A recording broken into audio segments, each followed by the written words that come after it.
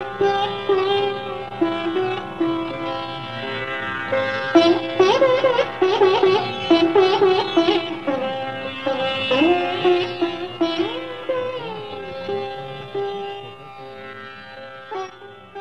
Very much. खूप सविस्तर ओळख करून दिली. सगळ्या मान्यवर, अनेक मान्यवर आहेत श्रोत्यांमध्ये.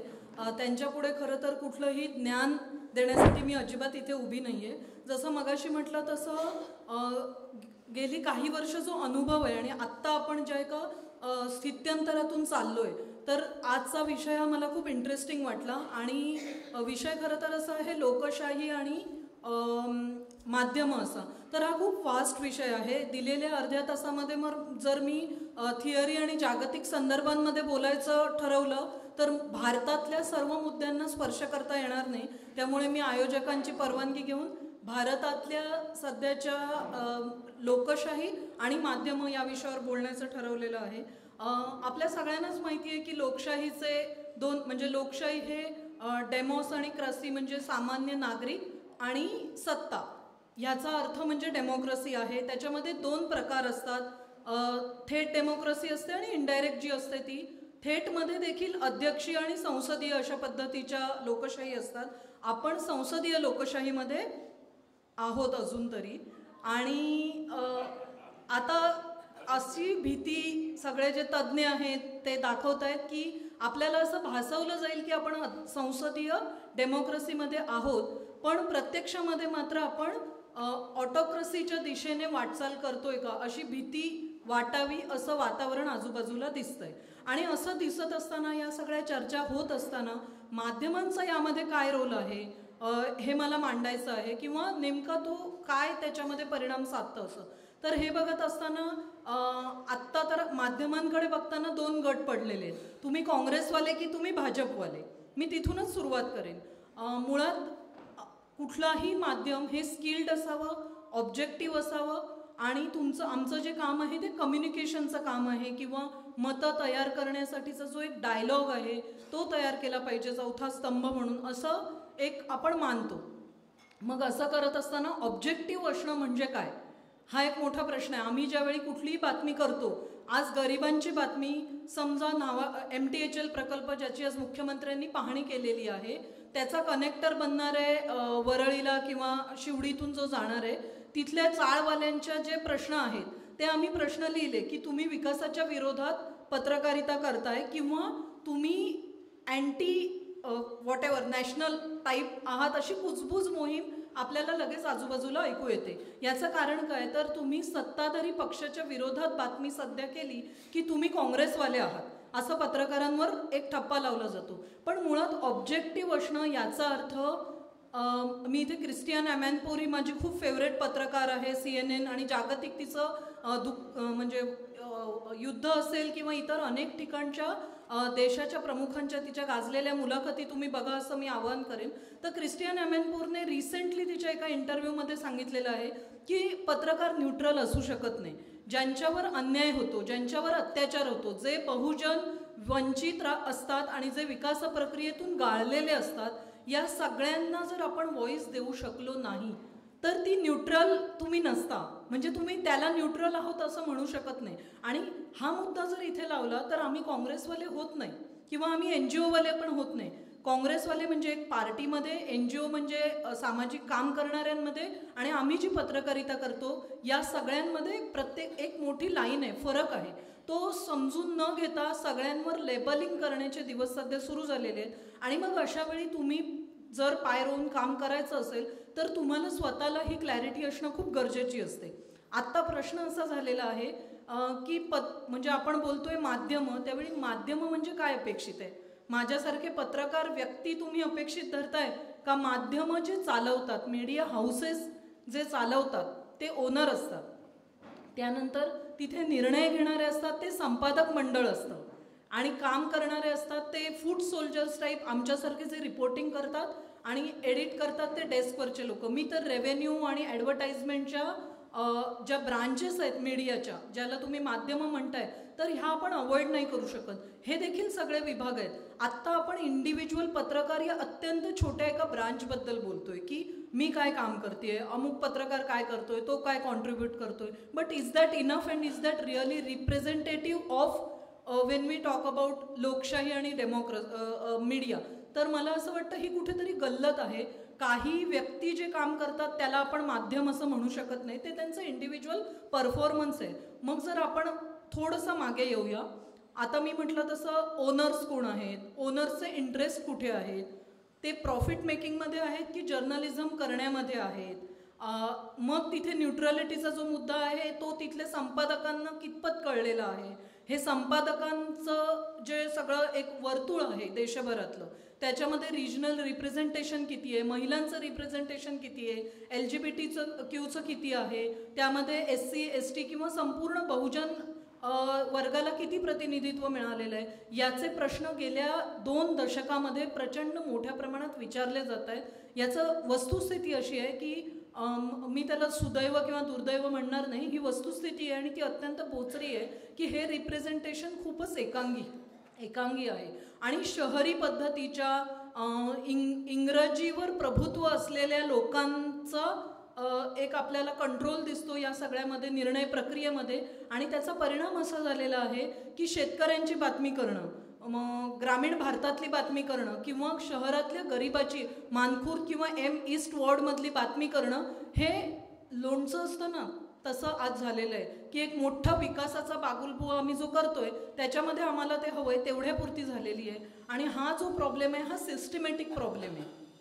बरं, हे बोलत असताना मी असं म्हणेन की हे अचानक 2014 किंवा 2019ला झालं का, तर नाही. आपली लोकशाही तुलनेने नवीन आहे जागतिक पातळीवर आणि त्यामुळे ही लोकशाही इव्हॉल्व्ह होत होती. पण त्यामध्ये 2014 नंतर देशातल्या राजकीय घटनांनी आणि राजकीय पटलाने जो एक बदल केलेला आहे त्याचा परिणाम, हे सगळं इंटरसेक्शन जे आहे त्याचा परिणाम आपल्याला माध्यमांतल्या सगळ्या कामावर दिसून येतोय. आणि त्यामुळे आज 2 मोठे गट म्हणजे न्यूजरूम्समध्ये देखील हे गट काम करताना दिसत आहेत. मुस्लिम पत्रकार, हिंदू पत्रकार, दलित पत्रकार अशा पद्धतीची लेबल्स आज लागत आहेत. किंवा एखादा जर आदिवासी भागातला पत्रकार असेल तर त्यालाच आदिवासींचे प्रश्न कळत आहेत. म्हणजे ही कुठली पातळीवर आपण येऊन ठेपलेलो आहोत. आणि मग अशा वेळी 140 कोटीच्या देशाची लोकशाही आपल्याला जर वाचवायची असेल तर ती लढाई किती मोठी संघर्षाची आहे आणि असणार आहे याचा आपण विचार करू शकतो. एकीकडे माध्यमांमधलं मी तुम्हाला एक रॅन्डम आत्ताचं चित्र सांगितलं. दुसरं चित्र आपण बघूया, ते असं आहे की तंत्रज्ञानाने केलेली क्रांती. 2014 नंतर आमचं जे काम आहे ते काय आहे, कम्युनिकेशनमध्ये आम्ही आहोत. त्या कम्युनिकेशनच्या क्षेत्रामध्येच प्रचंड मोठ्या प्रमाणात एक म्हणून विस्फोट झाला माहितीचा, क्रांती झाली तंत्रज्ञानाची. आणि सोशल मीडियाचा वापर, 2014ची निवडणूकच एक प्रकारे सोशल मीडियाच्या माध्यमातून लढण्यात आली होती. हा सगळा सोशल मीडियाचा जो विस्फोट झाला त्यामुळे कंट्रोल माध्यमांचा जो होता फक्त मालकांच्या हातात होता किंवा मतं व्यक्त करण्याचा अधिकार हा ठराविक लोकांकडे, जे कोणी तज्ज्ञ वाटतात त्या क्षेत्रातले ते लिहू शकत होते. ह्याचं एक डेमोक्रेटायझेशन सुरू झालं जे खूपच स्वागतार्ह आहे. लोक लिहू लागले, माहिती देणं, देवाणघेवाण, शेअर, ओपिनियन, मला काय वाटतं, एखाद्याचं काही मोठ्या प्रमाणात म्हणजे थ्रेडच्या माध्यमातून लिहायची माहिती असेल, ही माहिती कोणीही लिहू लागलं. सुरुवातीच्या काळात या सगळ्याचं आम्ही सगळ्यांनी स्वागत केलं की हा एक स्वागतार्ह बदल आहे. ज्यांना ह्या संधी, जे मी मगाशी म्हटलं की वेगवेगळ्या कॅटेगरीतल्या लोकांना कधीच प्रतिनिधित्व दिलं गेलं नाही आहे माध्यमांमध्ये, त्यांच्यासाठी हे एक अस्त्र होतं, वेपन होतं लोकशाहीमध्ये आवाज बुलंद करण्याचं. मात्र याचाच उपयोग सत्ता किंवा सत्तेच्या जवळपास असलेल्या लोकांनी अशा पद्धतीने केला की आज आपण व्हॉट्सॲप युनिव्हर्सिटी म्हणून हसतो लोकांना. खरं तर ते हसण्याची गरज नाही. ज्या लोकांपर्यंत कुठल्याच पद्धतीची माहिती पोचत नव्हती, ज्यांच्या हातात मोबाईल आला, ज्यांच्या हातात तंत्रज्ञान आलं, ज्यांना तुम्ही कोणीतरी आहात असं एका हातात मोबाईल आल्यानंतर वाटू लागलं, त्यांना व्हॉट्सअपवर आलेला प्रत्येक मेसेज हे काहीतरी आपल्याला ज्ञान मिळतंय असं वाटतंय.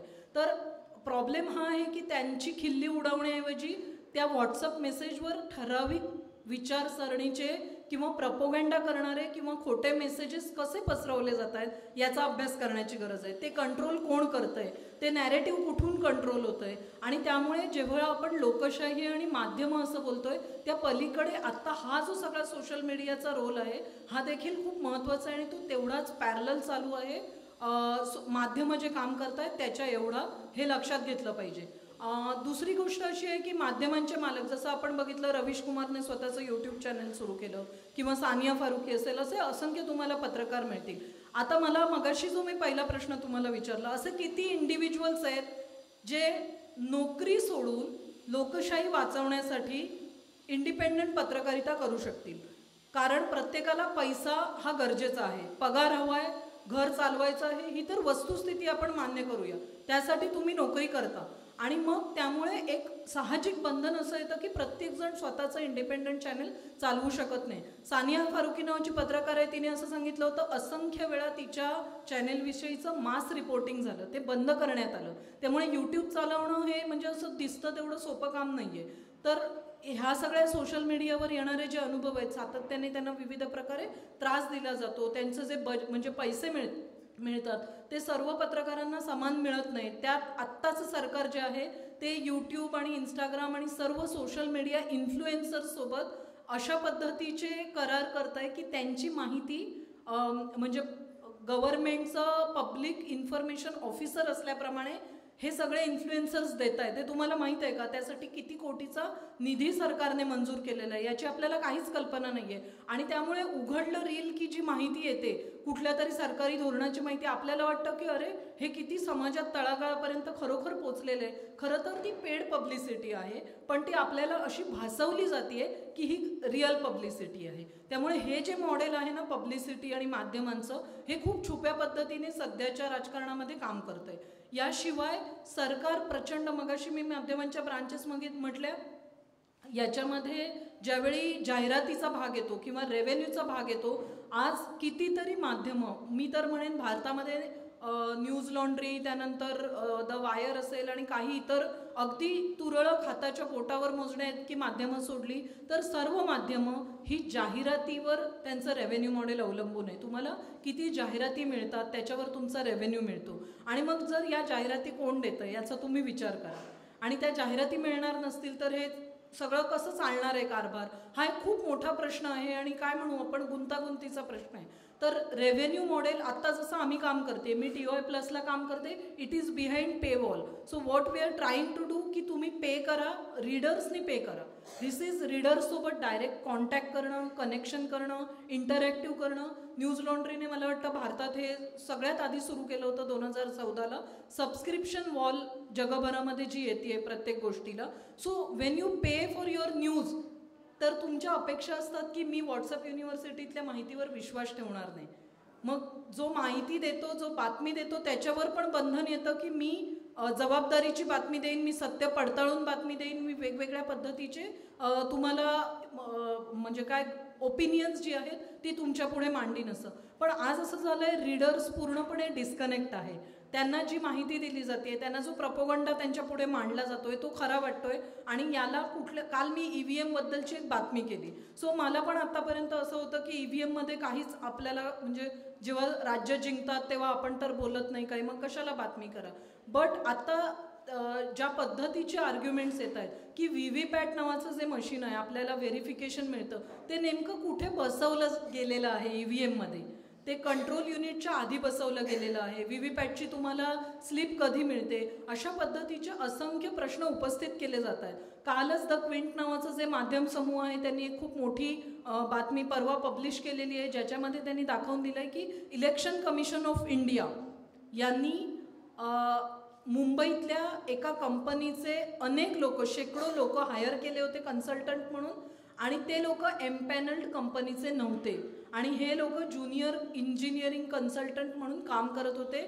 VVPAT किंवा EVM मशीन्स बेसिकली हाताळत होते. आता ही कितीतरी मोठी बातमी आहे पण ती एका माध्यम समूहाने केली आणि आपल्यालाही त्याचा काही फरक वाटत नाही, कारण रीडर्सला मी वोटर म्हणून किती महत्त्वाचं आहे हे वाटणं बंद झालंय. आणि माझा जो एक नेता आहे तो म्हणजे देश आणि नेता म्हणजे सर्वस्व असं वाटायला लागलंय.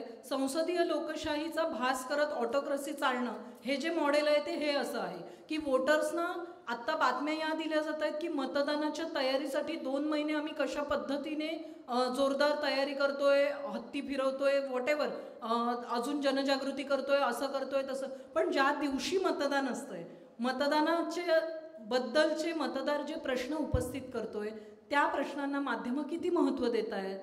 म्हणजे या सगळ्याच्या तयारीला तुम्ही जेवढं महत्त्व देताय तेवढं त्या लोकशाहीतली जी निवडणुकीची एक प्रक्रिया आहे, जी अत्यंत महत्त्वाची प्रक्रिया आहे, त्यातल्या उपस्थित केलेल्या प्रश्नांविषयी माध्यमं किती पद्धतीची आणि कशी माहिती देत आहेत, बाजू सर्व मांडतायत का आणि मतदाराला त्याचं काही पडलेलं आहे का, हे महत्त्वाचे प्रश्न आहेत. मला असं वाटतं हा सगळा दोष फक्त एका सत्ताधारी पक्षाचा, फक्त माध्यमांच्या मालकांचा किंवा फक्त वोटर्स किंवा रीडर्सचा आहे असं वाटत नाही. हे सगळं मिक्स झालेलं आहे. असं आता मी तुम्हाला माझा अनुभव सांगते. काही जणांना इथे राग येईल, नाराजी वाटेल.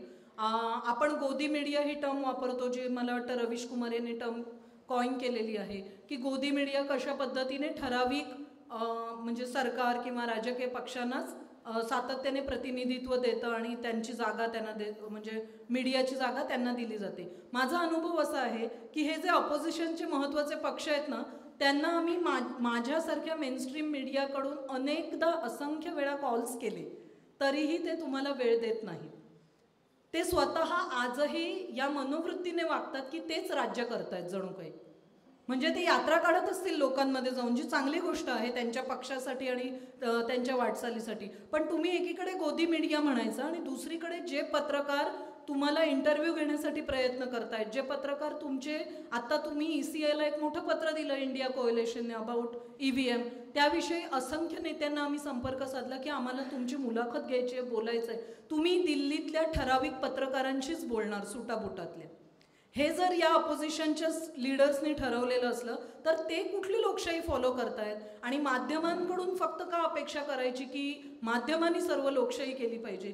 जी माध्यमातले जे जे पत्रकार हे काम करू पाहतायत त्यांना कुठल्या पद्धतीची वागणूक मिळते हे देखील आपल्याला बघावं लागणार आहे. आणि त्यामुळे just black and white, grey, माध्यमं सगळी वाईट आहेत असं मी अजिबात म्हणणार नाही.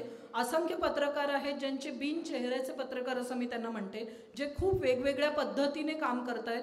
पेगासिस टाकला जातो. आपल्या महाराष्ट्रातलाच आनंद, जो आत्ताची लेटेस्ट केस तुम्ही सगळेजण वाचत असाल तर त्याने जे सगळा रिसर्च केला एका मोठ्या कंपनीच्या विषयीचा, त्याविषयी त्याच्यावर पेगासिस टाकण्यात आल्याचा आरोप आहे आणि वायरच्या एडिटरच्या फोनमध्ये टाकल्याचा आरोप आहे. इतर पत्रकारांनी जे आरोप केले, पेगासिस म्हणजे तुमचं सगळं तुमचा जो मोबाईल आहे त्याच्यामध्ये गुप्तपणे दुसरं कोणीतरी कंट्रोल करतंय आणि तुमच्यावर देखरेख ठेवली जाते. तर हे जर या देशामध्ये केलं जात असेल तर त्यांनी कोणासाठी काम करायचं आहे हा पण मुद्दा आहे. जर सत्तेत असलेले विरोधी पक्षाचे जे नेते आहेत, राहुल गांधींनी ज्यावेळी भारत जोडो यात्रा काढली त्यांनी कोणाला इंटरव्ह्यू दिले, किती पत्रकारांना इंटरव्ह्यू दिले तुम्ही बघितलात का? कोणाला हा प्रश्न पडला का? भारत जोडो महाराष्ट्रात तर सगळ्यांनी डोक्यावर घेतली. किती माध्यम समूहातल्या पत्रकारांना, हार्डकोर जर्नलिस्टना त्यांनी मुलाखत दिली? या प्रश्नाचं तुम्ही घरी जाऊन पण उत्तर शोधू शकता. न्यूज लॉन्ड्रीची जी मनीषा पांडे आहे ती असं सांगते त्यांनी अनेकदा संपर्क साधला पण त्यांना देण्यात आल्या नाहीत. कोणाला देण्यात आल्या? सोशल मीडिया इन्फ्लुएन्सर्सना इंटरव्ह्यू देण्यात आले. मग कर्ली टेलची ती क्लिप काय व्हायरल होते आणि राहुल गांधींचं कौतुक काय होतं.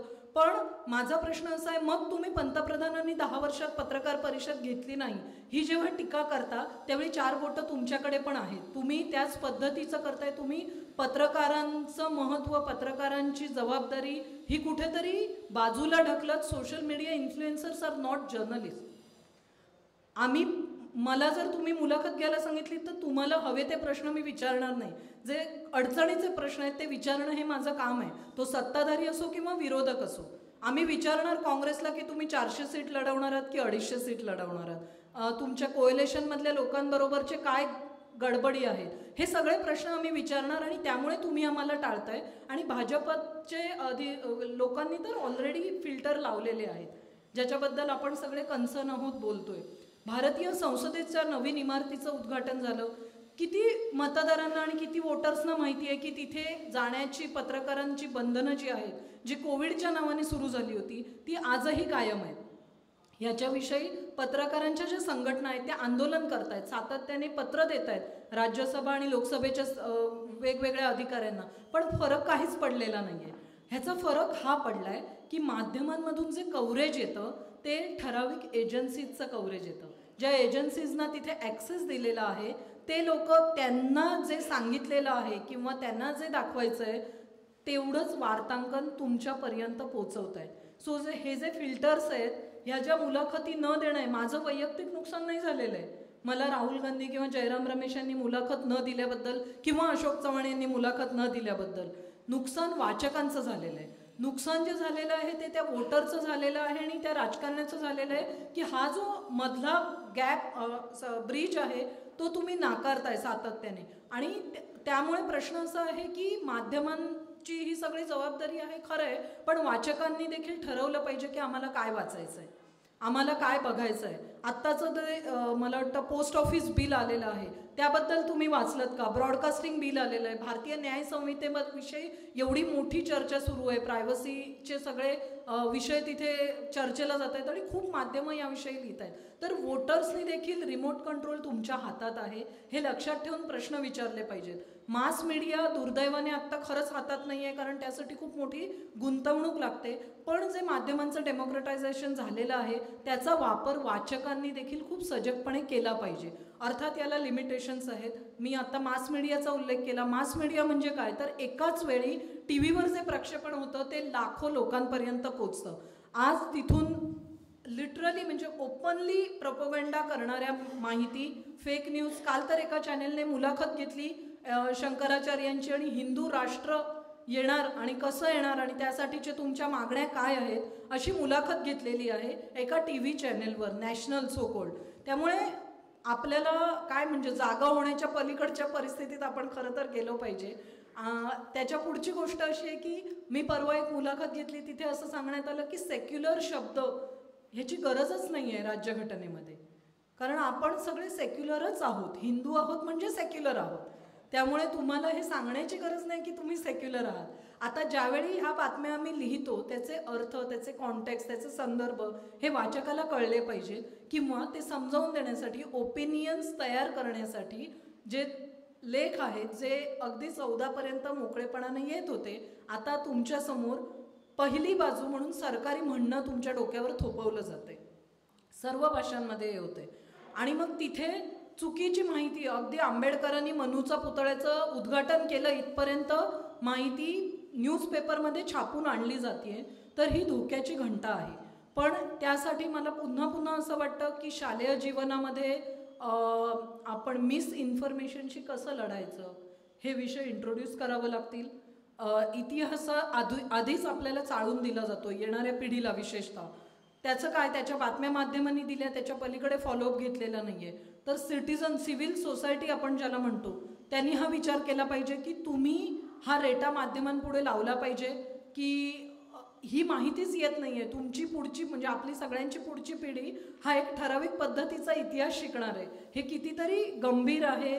विज्ञानवाद जो आपण राज्यघटनेमध्ये मार्गदर्शक तत्व म्हणून स्वीकारलेला आहे तो आपण कधीच बांधून ठेवलेला आहे, तो कुठेच वापरत नाही. त्याच्याविषयी तर सविस्तर बोलता येईल अशा पद्धतीच्या घटना आजूबाजूला घडत आहेत. आणि त्यामुळे एकंदरीत जर हे सगळं बघितलं तर म्हणजे एकांगीपणाकडे आपली वाटचाल चालू आहे. आता जे मंदिर उभारणीचा विषय आहे, तर एक मंदिर किंवा एक देव हा हिंदूंचा कधीपासून देव झाला, हा प्रश्न जे बिलिव्हर हिंदू आहेत त्यांनी पण विचारला पाहिजे. मुद्दा असा आहे की हे विचारायच्या स्पेसेस मास मीडियामध्ये आता उरलेल्या नाही आहेत आणि ही चिंतेची बाब आहे. आणि अशा पद्धतीने जर या जागा तुमच्या गिळंकृत केल्या जात असतील आणि आपण हातपाय गाळणार असू, तर पुढच्या काळामध्ये तुम्हाला लोकशाही आहे म्हणून सांगितली जाईल, पण कशा पद्धतीचे निवडणुकीचे निकाल लागत आहेत, EVM विषयीचे विचारलेल्या प्रश्नांची उत्तरं मिळत नाही आहेत, पत्रकार आत्ता ज्या पद्धतीने देखरेखीखाली आहेत, हे जे होतं आहे, किंवा अनेक म्हणजे भीमा कोरेगावच्या केसचं आपण उदाहरण बघतोय काय झालेलं आहे ते. का मोठमोठ्या नावाजलेल्या सामाजिक कार्यकर्त्यांना उचलून तुरुंगात टाकण्यात आलं, पण आजपर्यंत कुठेच काही निघालेलं नाही आहे. तर हे ज्यावेळी नागरिकांच्या दारात पोचेल, कारण जो विरोध करतोय त्याच्यावर आज ईडीच्या धाड पडत आहे, त्याच्यावरच वेगवेगळ्या सेंट्रल एजन्सीचा हे वापरला जातोय, अस्त्र म्हणून वापर केला जातोय.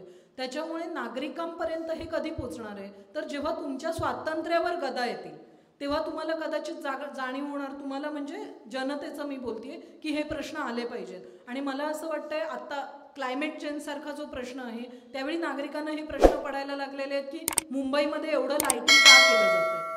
तर ते एक नवीन मुख्यमंत्री आले, त्यांना शो ऑफ करायचं आहे म्हणून नवीन लाईटिंग केलेलं आहे. ह्यापेक्षा आम्हाला स्वच्छ हवा द्या. आणि स्वच्छ हवेचा प्रश्न हा लोकशाहीशी निगडीत प्रश्न आहे, कारण हेल्थशी निगडीत प्रश्न आहे, कारण तुमच्या रोजच्या जगण्याशी निगडीत आहे. तुमचं रोजचं जगणं, नोकरी, अर्थार्जन, कुटुंब झालं तेव्हा तुम्ही देशाचा विचार करणार आहात. तर ही जी साखळी आहे ना, ही तोडण्यासाठी लोकांना आता ॲक्च्युली प्रश्न येत आहेत. ट्रक चालकांनी केलेलं जे आंदोलन आहे हे याचं एक प्रतिनिधित्व आहे.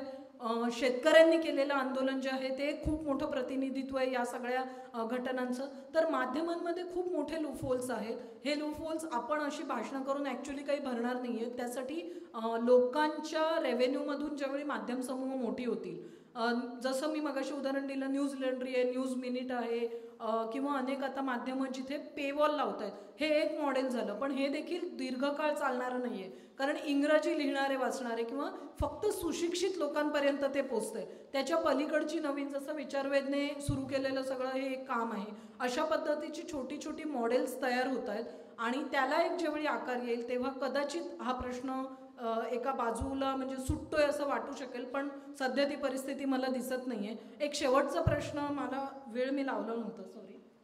किती वेळ आहे? संपलाय. मी एक शेवटचा मुद्दा फक्त मांडते की माझ्या दृष्टीने आत्ताच्या लोकशाहीमधलं वार्तांकन करण्यातले प्रॉब्लेम्स आम्ही सांगितले सगळे. आता जो मुद्दा आहे ना, हे आपण जे लेबलिंग केलेलं आहे सेक्युलर आणि भक्त असं त्याला म्हणतात, जे चुकीचं आहे शब्द.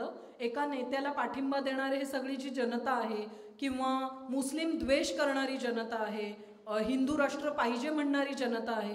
समजा 2024 किंवा त्यानंतर वेगळ्या पक्षाचं राज्य आलं, भाजपशिवाय इतर कोणाचं राज्य आलं, तर पुरोगामी किंवा आपण सगळे लोक ह्या जनतेचं काय करणार आहोत? जे 30% तरी वोट शेअर आहे त्यांचा, म्हणजे तेवढ्या वोट शेअर असलेल्या जनतेचं आपण काय करणार आहोत? मला असं वाटतं हा जो डायलॉग आहे हा देखील आत्ताच्या माध्यमांनी सुरू करायला हवा आणि डेमोक्रेसीशी जोडलेला तो प्रश्न आहे. डेमोक्रेटिक प्रोसेसमध्ये जर आज मी लिहिलं की मला श्रीराम मान्य नाही कारण त्यांनी सीतेची अग्निपरीक्षा घ्यायला लावली, तर आम्हाला सांगितलं जातं तुम्ही पाकिस्तानमध्ये जा, किंवा कोणी वेगळं मत मांडलं की पाकिस्तानला जा सांगितलं जातं दुसऱ्या गटाकडून, बरोबर आहे. तर उद्या जर भाजपशिवाय कोणाचं राज्य आलं तर आपण काय सांगणार आहोत? आपण असं सांगू शकत नाहीत आणि सांगायचंही नाहीये. त्यामुळे काय म्हणू, हार्मनी ठेवून जर या देशात राहायचं असेल, आता तर अनेक चेहरे उघड झालेले आहेत, जे काल परवापर्यंत बोलत नव्हते ते आज उघडपणे लिव्हिंग रूम मधल्या सर्व गप्पांमध्ये मुस्लिमच कसे सगळ्याला जबाबदार आहेत असं उघडपणे बोलू लागलेले आहेत. रिक्षा चालकांचे प्रश्न असले तरी त्यांना मुस्लिमच तिथे रिक्षा चालक आहेत हे दिसत आहेत. या पद्धतीच्या मीडियाच्या वार्तांकनापासून राजकीय जी एक सायलेन्स होता आपल्या पंतप्रधानांचा मॉब लिंचिंग बद्दलचा, हे सगळं याला कारणीभूत ठरत आपण पचवलंय. निम्स या सगळ्याबद्दलचं एक आपण म्हणू आपल्याला काही फरक पडत नाही अशी सोसायटी आपण तयार झालोय की दलितांना फरफटून मारलं जात आहे. एकेकाळी महाराष्ट्र पेटून उठायच्या अशा घटनांनी. आता आपण वाचतो, सोडून देतो, रोजच्या कामाला लागतो. मग हे सगळं करत असताना या पुढच्या काळामध्ये ज्यांना आपण भक्त म्हणतोय, ज्यांना आपण संघवाले म्हणतोय, ज्यांना आपण अजून काही काही नावं देतोय, फॅसिस्ट म्हणतोय, तर ह्या सगळ्या लोकांबरोबर समाजामध्ये हा संघवाला आहे, तो भक्त आहे, अशा फुल्या मारत आपण लोकशाही फुलवू शकतो का? हा माझा तुम्हा सगळ्यांना प्रश्न आहे. कारण इथे अनेक चेहरे माझं जेवढं पत्रकारितेत काम आहे त्याच्या डबल काम केलेले वयाचे लोक आहात तुम्ही सगळे. आणि त्यामुळे मी पण तुम्हाला हा प्रश्न विचारतेय की माध्यमांनी या विषयावर फोकस करायला नको का? मला असं वाटतं हा डायलॉग फोकस करणं अत्यंत गरजेचं आहे. याचं कारण लोकांना आज आपण फुल्या मारायची कॅन्सल कल्चर जे कोणीतरी आणलं या देशात, आपणही त्याचा भाग झालोय. आपणही आपल्या पाहुण्यांमध्ये, मित्रमैत्रिणींमध्ये, ऑफिसच्या म्हणजे कलिग्समध्ये किंवा कुठेही जाताना अशा पद्धतीचं कोणी केलं की आपण कॅन्सल कल्चर करतो. मला एखादं अशा पद्धतीने कोणीतरी भडकावणारं लिहिलं तर मी त्याला प्रतिक्रिया पण देत नाही. मला असं वाटतं हे वेस्ट ऑफ टाईम आहे. तर अशा पद्धतीचं कॅन्सल कल्चर आपण केलं, माध्यमांनी पण ते जर पुढे नेलं आणि त्याच्यावर डायलॉग साधला नाही, ओपिनियन्स तयार केलेले आणि चर्चा घडवली नाही, तर लोकशाहीचं पुढे काय होणार आहे? आणि ही खरंच समृद्ध फुललेली लोकशाही असेल का? प्रश्नोत्तराचं सेशन आहे, त्याच्यात माझ्या या प्रश्नाचं कोणी जर तुम्ही उत्तर दिलं तर मला खूप आवडेल. आणखी खूप मुद्दे आहेत, पण थँक्यू व्हेरी मच. हा जो उपक्रम आहे तो अत्यंत मोलाचा आहे, कारण खूप तरुण मुलं या सगळ्यामुळे जोडली गेलेली आहेत. जाणीवा नेणीवा जागृत झालेल्या लोकांनी एकमेकांना तेच किती भीती वाढली हे सांगण्यापेक्षा तरुण लोकांना कळतीये की ती भीती म्हणजे काय आहे. जेव्हा लव जिहाद सारखा विषय महाराष्ट्रात 50च्या वर कॅम्पेन्स निघतात आणि माध्यमं त्याचं मोठे कव्हरेज करतात, जेव्हा आंतरधर्मीय लग्न केल्यासाठी कमिटी नेमली जाते आणि मुलीच्या घरी मुलीच्या परवानगीशिवाय ती कमिटी आईवडिलांना जाऊन भेटणार आणि अशा 400 तक्रारी आल्या आहेत आणि त्या 400 कुटुंबांना आम्ही जाऊन भेटणार असं सत्ताधारी सरकार सांगतं, त्यावेळी तरुणांना कळतं की प्रेमाचा अधिकार धोक्यात आहे म्हणजे जगण्याचा अधिकार धोक्यात आहे. आणि त्यामुळे हा तरुण वर्ग जो आहे तो नक्कीच या सगळ्याकडे जोडला जाईल. तो कसा जोडला जाईल? तरुणांना काहीच कळत नाही, वेडेपण आहे असं म्हणण्यापेक्षा विचारवेधसारखं एक पाऊल आपण टाकलंय, त्याचा मी भाग होऊ शकले, याबद्दल खूप खूप धन्यवाद.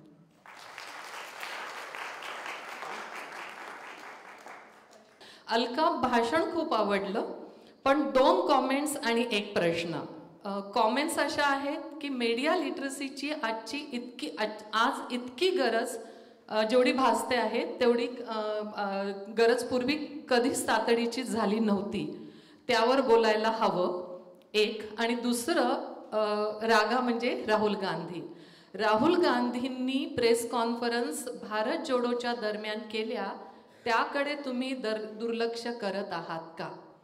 काँग्रेस ब्लेमिंगमधून बाहेर पडायला हवं, हे कॉमेंट्स आहेत. आणि आता प्रश्न, व्हॉट्सअप डिव्हिजन म्हणून हसता कामा नये हे खरं, परंतु व्हॉट्सअप हे आभासी लोकशाहीकरण आहे.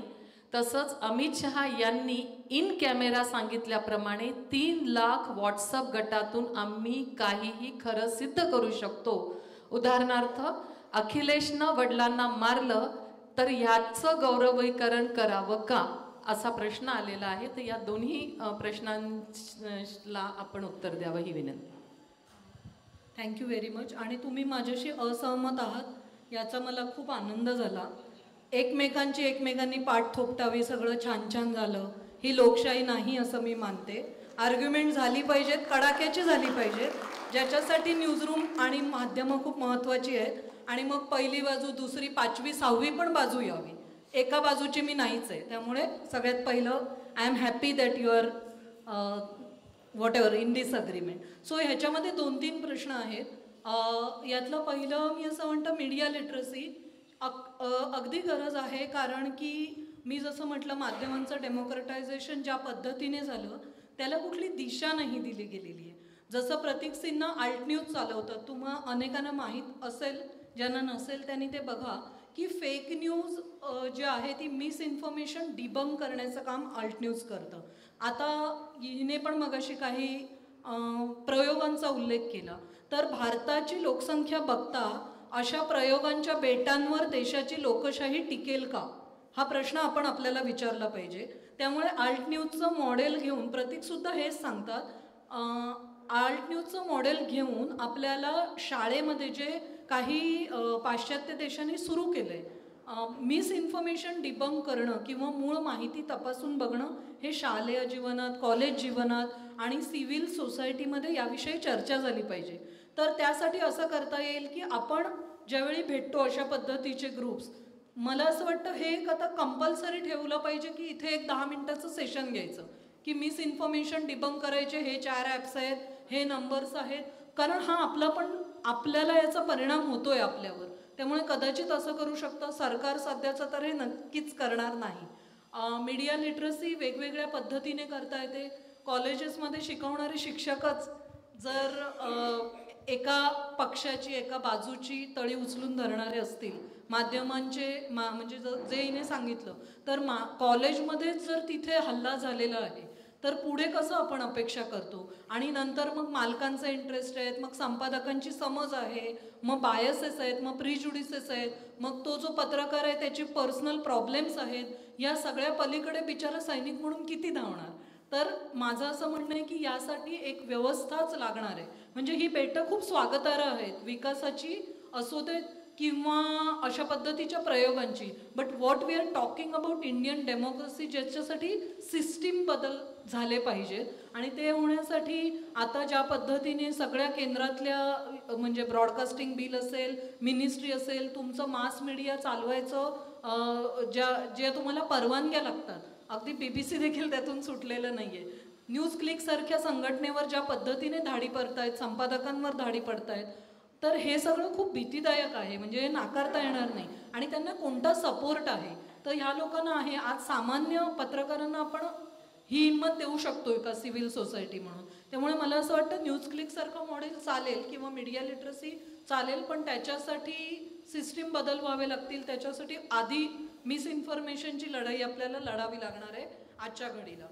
राहुल गांधींनी पत्रकार परिषद घेतली आतापर्यंत अनेकदा. म्हणजे त्याविषयी मी काहीच बोलत नाही. मी मुलाखत देण्याविषयी बोलले होते की त्यांनी सोशल मीडिया इन्फ्लुएन्सर्सचे खर्च करून, जर सरकार सोशल मीडिया इन्फ्लुएन्सरवर कोट्यवधी खर्च करतंय, पब्लिक मनी हा आपला मुद्दा होता. तर राहुल गांधींनी शेवटची जी मुलाखत दिली होती महत्त्वाची, त्यांची गाजली, कॉन्ट्रोवर्सी होती, त्यानंतर त्यांनी आत्ता सोशल मीडिया इन्फ्लुएन्सर्सला जशा 1 to 1 मुलाखती दिल्या तशा हार्डकोर पत्रकारांना दिल्या नाहीत. हा माझा मुद्दा होता. आणि प्रत्येक वेळी काँग्रेसवर टीका केली म्हणजे सगळ्या जगाचा ब्लेम मी काँग्रेसवर टाकते असं अजिबात होत नाही. आपल्या प्रमुख विरोधी पक्ष कोण आहे आज, तर त्यांच्यामधली आत्ताची आमची जी तक्रार आहे, पत्रकार लोकशाहीमध्ये बोलतोय तर हे पण आम्ही बोलणार की काय होतंय ते. मी सांगितलं आमचे अनुभव काय आहेत. आज काँग्रेसच का, कुठल्याही इंडिया अपोजिशन कोएलेशनच्या टॉप लिडर्सच्या मुलाखती टॉप जर्नलिस्ट सोडून कुठल्याही पत्रकारांना मिळत नाही. हे मी एवढा एक माझा त्यातला मुद्दा होता. तर याबद्दल देखील जर बदल केले, विचार केले तर आय एम शुअर मग गोदी मीडिया म्हणत राहायचं कारण नाही. हा माझा त्यातला तिसरा मुद्दा होता. येस, आता माझा तुम्हाला असा प्रश्न आहे आणि यातला कोणी उत्तर द्या. व्हॉट्सअपवर अमित शहा जे काही बोलले किंवा 3 लाख मेसेजेस पाठवतात, हे जे सगळे इतर विरोधी पक्ष आहेत, भाजपला किती मिळालेली आहे? 30% शेअर मिळालेला आहे वोट्सचा.